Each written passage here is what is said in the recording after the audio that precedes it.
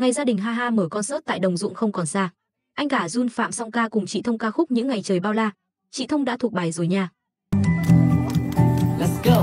Hôm nay mình lên rừng, đang qua kia xa xa dòng suối, leo cao lên trên đồi, nhanh em ơi sông sao mỏi rồi. Mình thường thường cười cười nói, mình sẽ mai nhiều hoa rơi, nào cùng gia đình ha ha, mình là nông dân nha. Ôi ai cũng quen rồi, mặt trời mặt là cắt bóng thôi, mình nghe đôi lời, bàn chân đi theo những ngắm mây trôi, vượt đèo giật đời và sống lớn, người bình thường mà rất phi thường.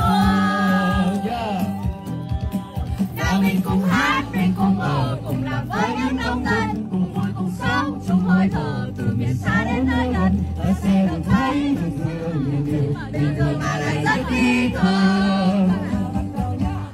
Sẵn sàng chưa? Đón lấy lại gió phía bên kia chân đồi, từ từ hơi nghĩ tại sao hát đây nơi ta ngồi. Sao dây bắt chân ngay, sang tay lên, theo nhau ta lại thổi phía đây.